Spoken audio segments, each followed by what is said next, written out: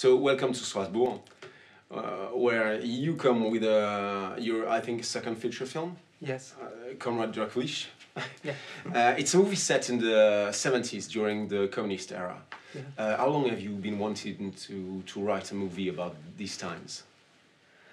Well, it's a long story, but I try to put it in short.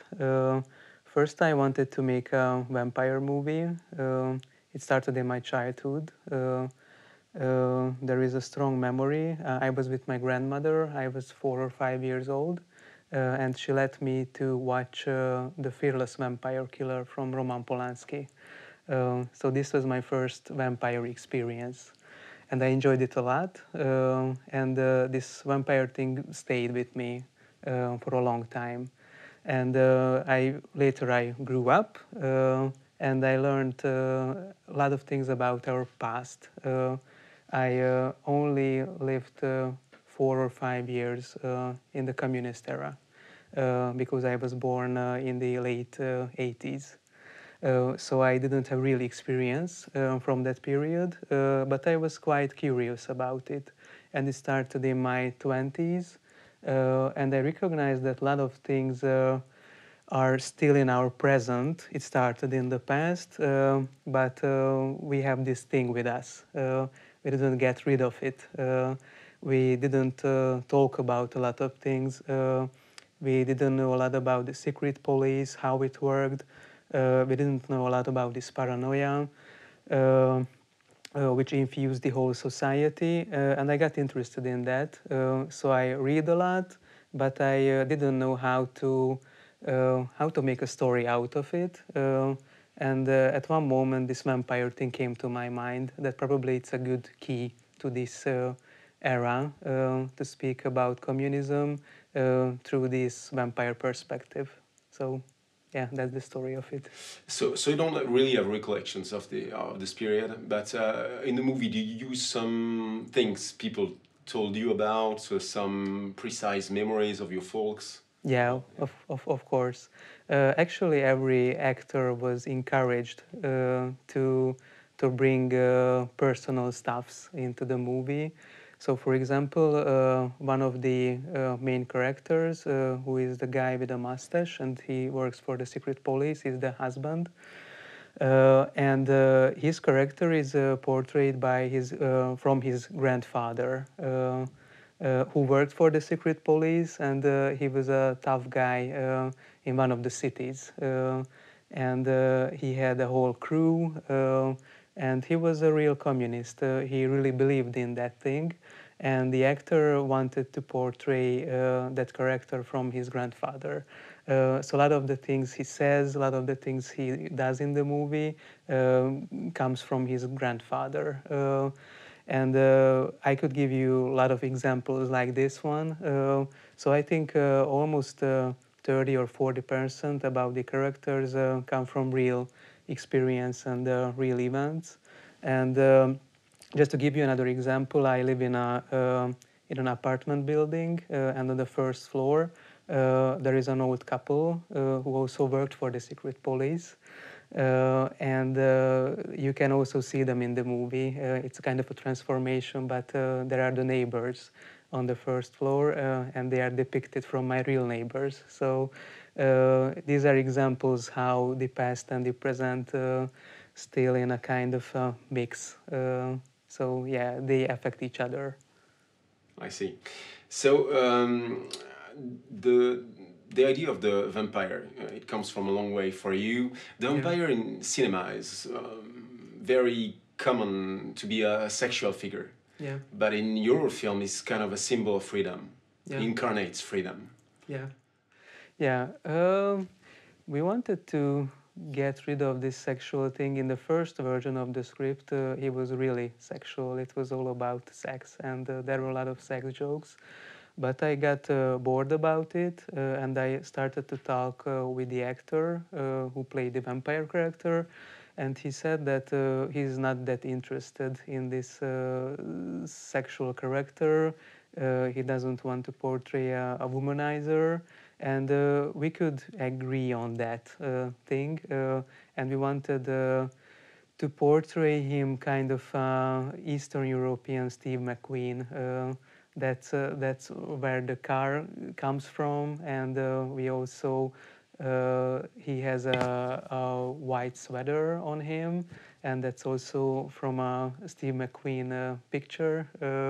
So he is a kind of McQueenish vampire, McQueenish Hungarian vampire, and his story is about freedom, because this is I think the key conflict in the story, that he brings this kind of freedom with himself, and everyone around the vampire is kind of enslaved and brainwashed by the communist propaganda. Yeah, I see what you mean about the Steve McQueen character. He has that kind of coldness. Yeah, you know, yeah. that Steve McQueen had. You know. Yeah.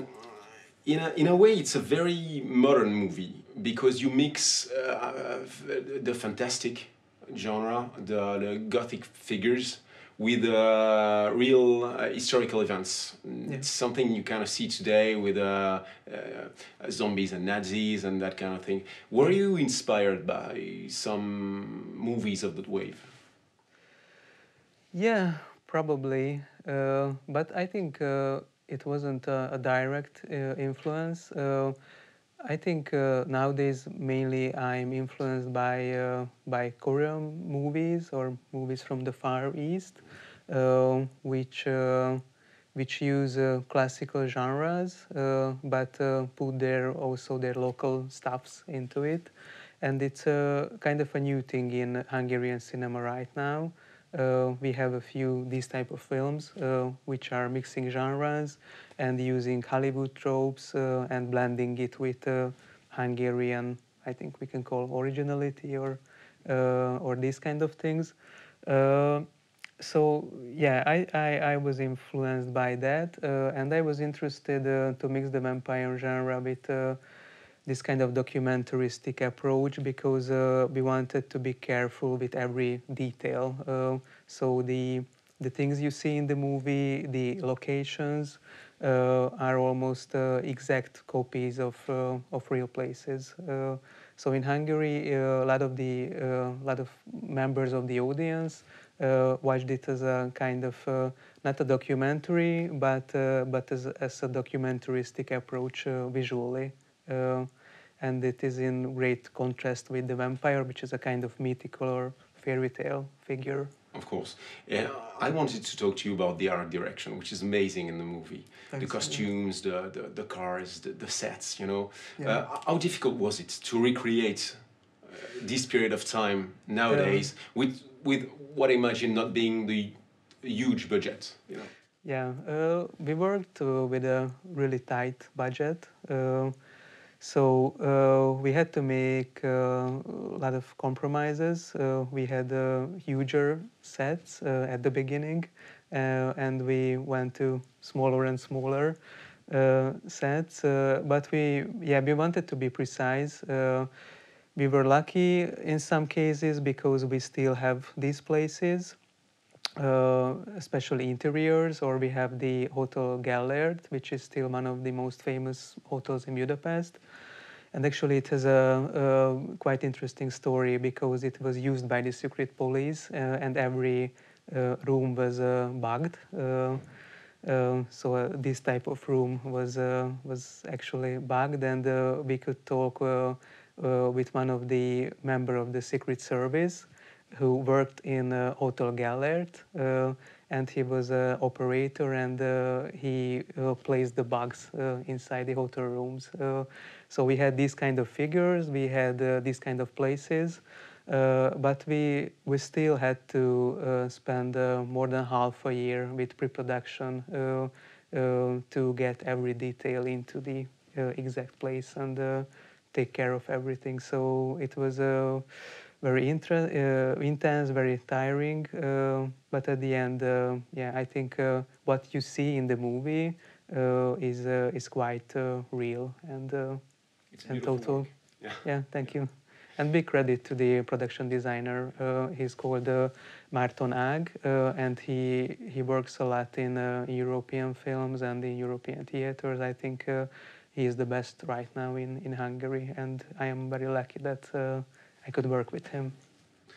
And the movie is sort of an unusual vibe, you know. Some would say it's a comedy, Yeah. but that's not all it is, because there's a lot more to it. It mixes genres. Would you define it as a comedy? Yeah, comedy with restrictions. I would call it black comedy. But I always like those type of movies which are not pure comedies, but there is also drama in it. And if you look at the old classics like Buster Keaton or Chaplin, I'm a huge fan of those kind of movies.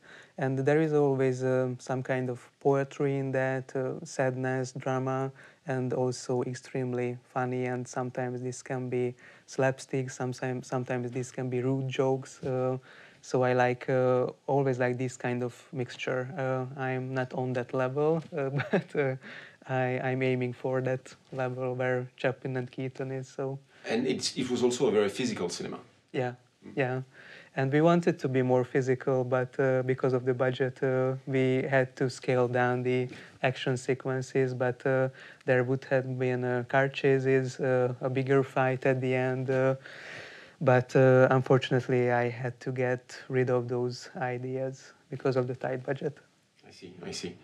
I hope you won't blame me to say this, but there is this kind of Eastern Europe kind of humor in the movie that reminded me of the first movies of Milos Forman. Yeah. And you mentioned Roman Polanski. Yeah. Of the Polish movies of Roman Polanski. Yeah. Were you conscious of it? Yeah, of course. I'm a huge fan of Milos Forman, and actually this small crew, I mean the DOP, the production designer, the costume designer, and the main actors. So we watched together Milos Forman films. So he had a huge impact on our movie. And actually we have not a lot, but a few Hungarian directors from our past who worked in the same vein as Milos Forman. Yeah, we were influenced by them too. I can say a couple of names. The one is Miklós Jancsó. He was an art house director, but he also had this kind of humor, this Eastern European humor. And the other one is Péter Bacsó. He had a quite successful film called Witness, and it was a black comedy, and it was banned for more than 10 years during the communist era, and it became a kind of a cult classic, and it's a pure comedy about that era. Yeah, so we had these kind of influences from Eastern Europe. That's all great references. I would like to thank you for all your answers. Yeah, thanks a lot. It was nice. Thank you.